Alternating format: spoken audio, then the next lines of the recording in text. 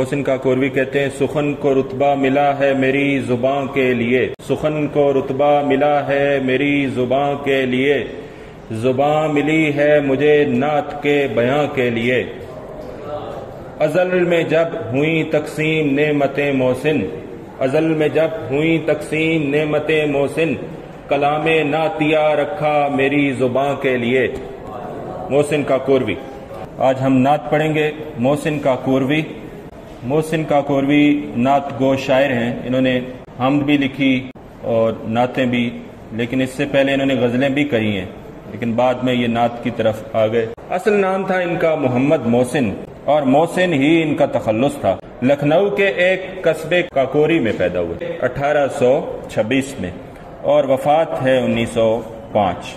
وکالت کا امتحان پاس کیا، آگرے میں پریکٹس بھی کی۔ 9 سال کے تھے، انہیں خواب میں رسول پاک صلی اللہ علیہ وآلہ وصحبہ وسلم کی زیارت نصیب ہوئی، اور انہوں نے پھر ایک فارسی نظم لکھی اس خوشی میں۔ محسن کاکوروی کا زیادہ تر کلام حمدیہ اور نعتیہ ہے، اور ان کی وجہ شہرت بھی ان کا نعتیہ کلام ہے۔ ان کا کلام کلیات نعت محسن کے نام سے شائع ہو چکا ہے۔ شاعری ہے وہ مجموعی طور پر زباندانی کا ایک عمدہ نمونہ ہے زبان کے حوالے سے، اور عربی اور فارسی کے علاوہ انہوں نے اس میں نعت میں ہندی الفاظ کا بھی استعمال کیا ہے، اور انہوں نے جو نعتیں لکھی ہیں اس میں صداقت ہے، سچائی ہے، خلوص ہے۔ ان کا اسلوب، انداز بیاں شگفتہ رواں دواں ہے۔ دبستان لکھنؤ سے تعلق تھا۔ دبستان لکھنؤ، دبستان کے معنی کیا ہے؟ جب ایک ہی زمانے کے لکھنے والے ایک ہی انداز تحریر کو اختیار کریں، ایک ہی زمانے کے لکھنے والے رائٹرز، ان کے کلام میں ایک جیسی خصوصیات ہوں تو اس کو کہتے ہیں دبستان۔ دبستان بنتا ہے اسکول آف تھاٹ، اور دبستان تھا، اس کا نام تھا دلی، مشہور جو دبستان، دبستان دلی، دبستان لکھنؤ۔ دبستان دلی، اس سے جو منسلک شعراء اور ادبا تھے، ان کی تحریر میں داخلیت، تصوف، داخلیت جو انسان کی انر فیلنگز ہوتی ہیں، ذو معنویت، وہ لکھنؤ میں تھی۔ فارسی تراکیب اور بات کو بڑھا چڑھا کے مبالغہ آرائی لکھنؤ کا دبستان ہے، اس سے منسلک تھے۔ اس میں ناسک کا نام بھی آتا ہے، آتش کا بھی، میر انیس اور دبیر اور بہت سارے شعراء ہیں۔ لکھنؤ اور دلی کا ماحول الگ الگ تھا، دبستان لکھنؤ اور دبستان دلی۔ دلی سے منسلک تھے، دلی اسکول آف تھاٹ سے، خواجہ میر میر تقی میر غالب اور اس طرح کے بعض شعراء ایسے ہیں، ان کے کلام میں دبستان لکھنؤ اور دبستان دلی دونوں کی خصوصیات پائی جاتی ہیں۔ دبستان لکھنؤ سے تعلق کی وجہ سے ان کے یہاں شوکت الفاظ پائی جاتی ہے، اور ان کی زبان کوثر و تسنیم میں دھلی ہوئی ہے۔ بندشیں تراکیب ان کی چست، نادر و حسین تشبیہات، خوبصورت تراکیب انہوں نے استعمال کی ہیں اپنے کلام میں، شان و شوکت والے، اور ان کے ہاں الفاظ کا چناؤ اور مضمون کی بلندی ہمیشہ ہم آہنگ نظر آتی ہے۔ یہ چیز ان کی قادر الکلامی کی دلیل ہے کہ ان کو اپنے کلام پر، اپنی شاعری پر پورا عبور حاصل تھا۔ نعتوں کے علاوہ ان کے مجموعہ کلیات میں صحابہ کرام کے مناقب بھی موجود ہیں۔ مناقب کسے کہتے ہیں؟ منقبت کسے کہتے ہیں؟ صفحہ نمبر 119 پہ دیکھیے، پہلا سوال ہے حمد، نعت، منقبت۔ حمد نعت کی تعریف تو آپ کو پتہ ہے، معلوم ہے۔ منقبت میں کیا ہوتا ہے؟ کس کی تعریف ہوتی ہے؟ ہاں جی، اسلامی ہیرو یا صحابہ کرام، اہل بیت اطہار، بزرگان دین، اولیاء کرام کی تعریف ہوتی ہے۔ دیگر اصناف پر بھی اشعار ملتے ہیں۔ تاریخ گوئی، یہ بھی ایک فن ہے شاعری میں۔ تاریخی واقعات کو، اور کس سن میں ہوئے یہ واقعات، ان کے پھر اعداد نکالے جاتے ہیں۔ تاریخ کے حوالے سے جو واقعات ہوتے ہیں، کسی کی وفات کے حوالے سے، کوئی بادشاہ کب تخت نشین ہوا، اور مختلف جو تاریخی واقعات ہیں، جنگیں وغیرہ، اور اس کے حوالے سے شعراء اشعار کہتے ہیں ان کو تاریخ گوئی، فن ہے شاعری میں۔ نعت ایسی صنف سخن ہے، ایسا خوش نصیب لفظ ہے جس میں صرف اور صرف رسول پاک صلی اللہ علیہ وآلہ وسلم کی تعریف ہوتی ہے، ایسا خوش نصیب لفظ ہے۔ اور حمد کیسی نظم ہے جس میں اللہ تعالیٰ کی تعریف ہوتی ہے۔ نعت گوئی کا جو فن ہے، اس کا آغاز کہاں سے ہوا؟ سب سے پہلے نعت خالق کائنات نے کہی۔ پورا قرآن حضور کی نعت ہے، کہیں یاسین، کہیں والضحیٰ، کہیں طٰہٰ، کہیں مزمل۔ کیا کیا القابات خوبصورت استعمال کیے، جنہوں نے حضور کی بے ادبی کی، گستاخی کی، ان کی مذمت کی، ان کے عیوب بتائے۔ پورا قرآن حضور کی نعت ہے۔ سب سے پہلے تو خالق کائنات نے حضور کی نعت کہی ہے۔ اس کے بعد مخلوق میں دیکھیے نعت کس نے کہی؟ حضرت ابو طالب نے، سب سے پہلے حضرت ابو طالب نے آپ کی نعت کہی، وہ بھی نعتی اشعار موجود ہیں، قصیدہ حضرت ابو طالب۔ پھر اصحاب کی طرف آئیے، اصحاب رسول میں حضرت عبداللہ بن رواحہ اور حضرت حسان بن ثابت، بڑے معروف نعت گو شاعر ہیں، آپ کو نام سنا ہوگا آپ نے۔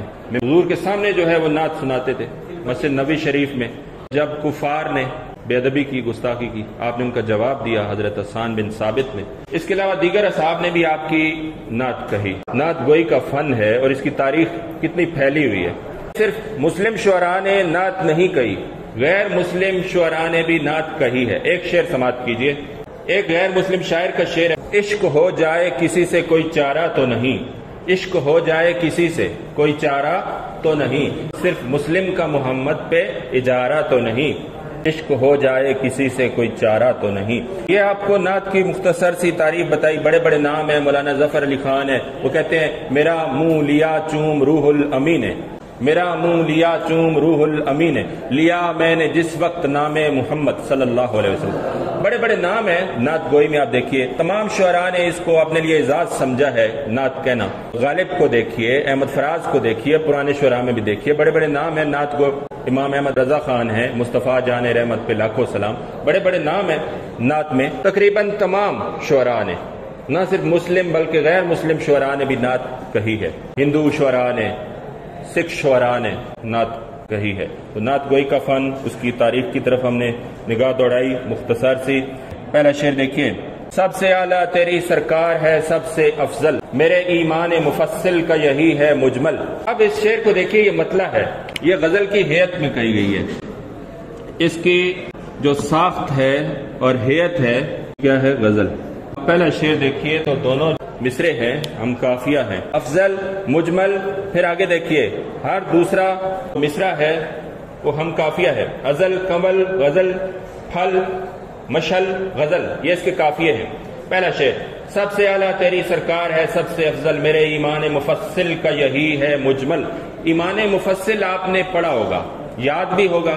आमनतु बिल्लाहि फतिही व कुतुबिही व रसूलिही वल यौमिल आखिर वल कद्र खैरिही व शर्रिही मिनल्लाहि तआला वल बास बादल मौत। इसी तरह आपको ईमान मुजमल भी याद होगा। तो मुफस्सिल में तफसील है, मुजमल में इजमाल।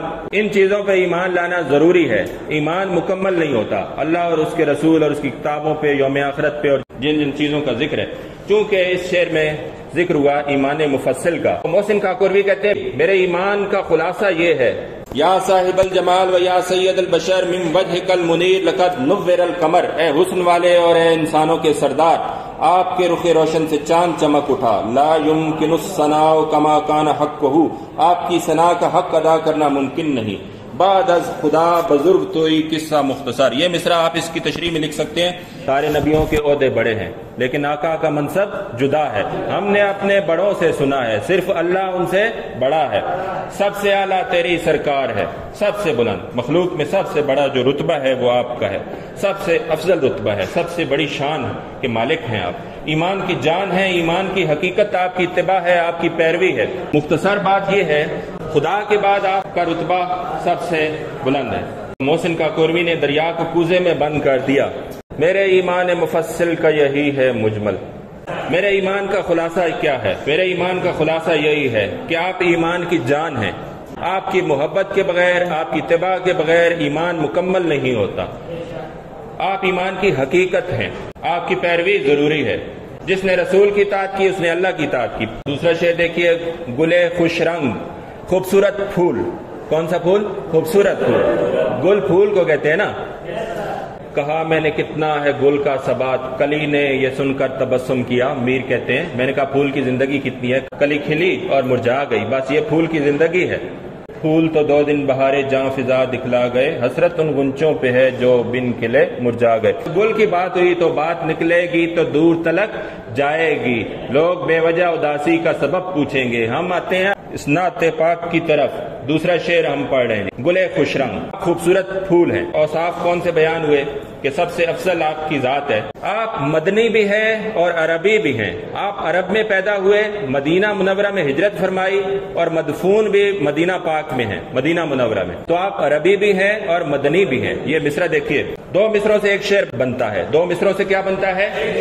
एक मिसरा है जिंदगी मेरी, एक मिसरा है जिंदगी मेरी। आप चाहें तो शेर हो जाए, आप चाहें तो शेर हो जाए। मैंने आपको बताया कि 2 मिसरों से एक शेर बनता है। ज़ेबे दामाने अबद तुर्रे दस्तारे अजल, ये सनत तजाद دو متضاد الفاظ اس میں استعمال ہوئے، ویسے تو پوری ترکیب ہے یہ، زیب دامان ابد پوری ترکیب ہے۔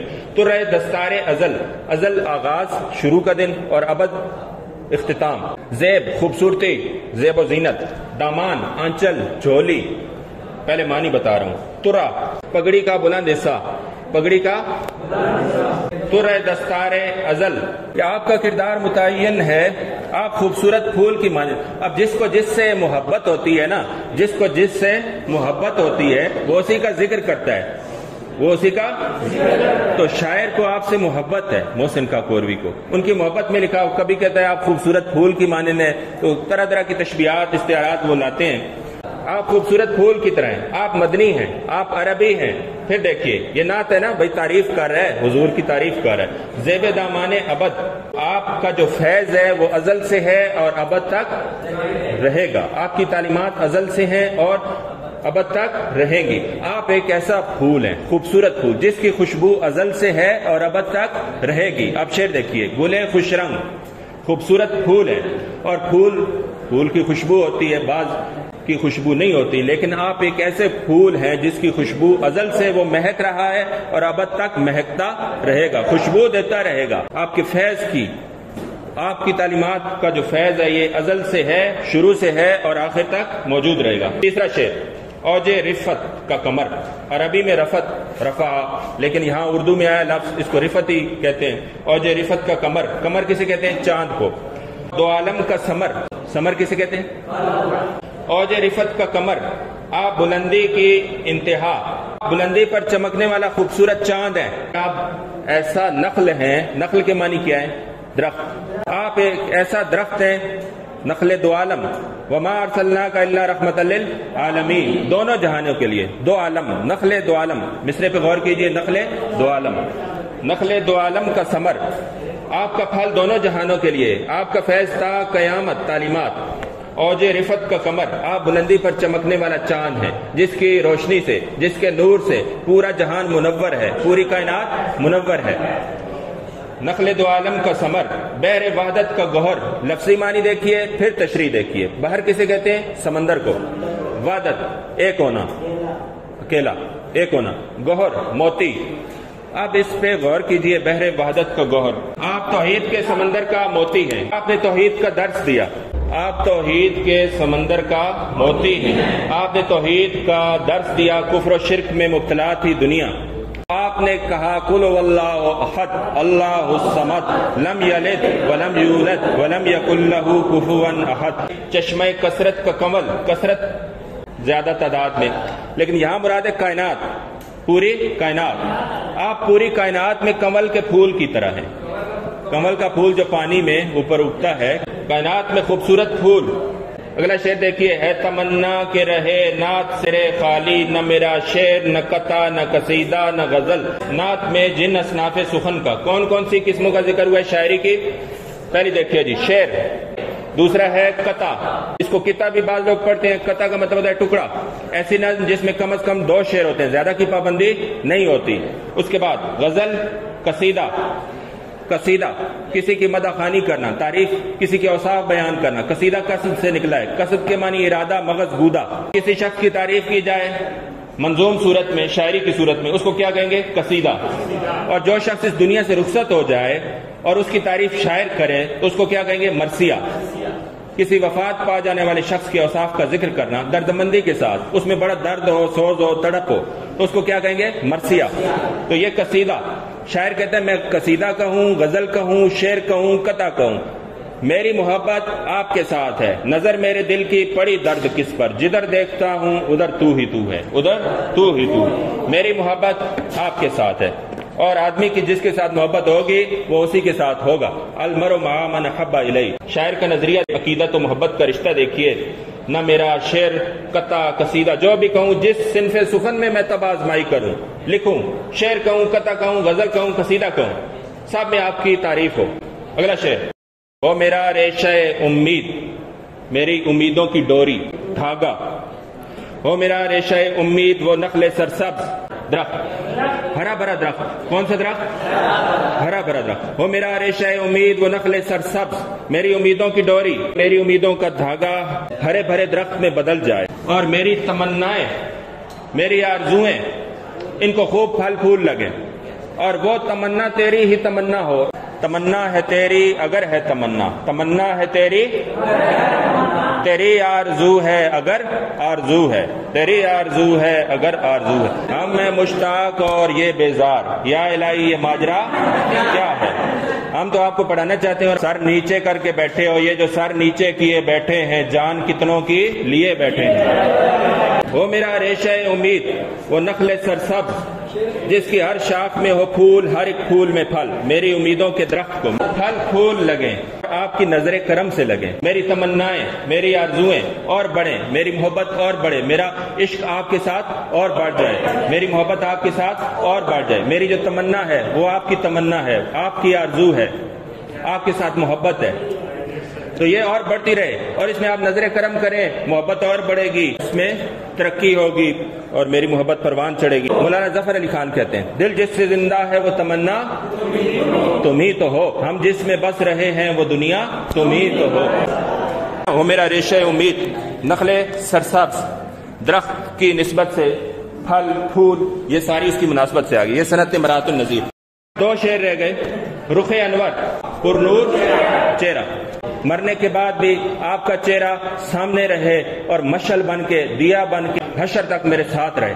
رخ انور کا تیرے دھیان رہے، توجہ رہے، بعد فنا مرنے کے بعد چہرہ انور سامنے رہے. میرے ہمراہ چلے راہ عدم، دوسری دنیا میں مشعل بن کے، دیا بن کے، چراغ بن کے میری رہنمائی کرے. اس کے انوار و تجلیات دوسری دنیا میں میرے ساتھ رہے. محبت کا جذبہ. آخر میں کہتے ہیں کہ میدان حشر میں جب پہنچوں یہ قصیدہ میرے پاس ہو. محسن کاکور بھی کہتے ہیں آخری شعر، صفے محشر میدان حشر میں تیرے ساتھ ہو تیرا مداح، تعریف کرنے والا. مداح کون ہوتا ہے بھائی؟ تعریف کرنے والا. مدح تعریف کو کہتے ہیں، اور مداح کسے کہتے ہیں؟ تعریف کرنے والا. سبجیکٹ فائل ہے، تعریف کرنے والا.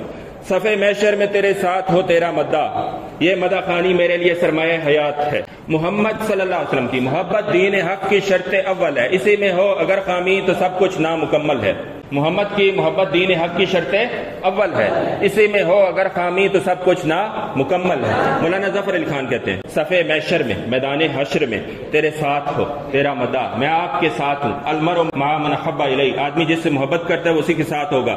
آپ جس سے محبت کرتے ہیں قیامت والے دن اس کے ساتھ. شاعر کی محبت حضور سے، وہ حضور کے ساتھ ہوگا. ہاتھ میں ہو یہی مستانہ قصیدہ، مستانہ قصیدہ جس میں محبت و مستی ہو اور عشق سے بھرا لبریز ہو یہ قصیدہ. یہ غزل میرے کام آ جائے جس میں محبت ہو، تڑپ ہو، ایسا قصیدہ محبت سے لبریز ہو کہ یہ قصیدہ میرے کام آئے اور محشر میں آپ کو پیش کروں. یہاں پہ ہمارا آج کا لیکچر ختم ہوا. وما علینا الا البلاغ.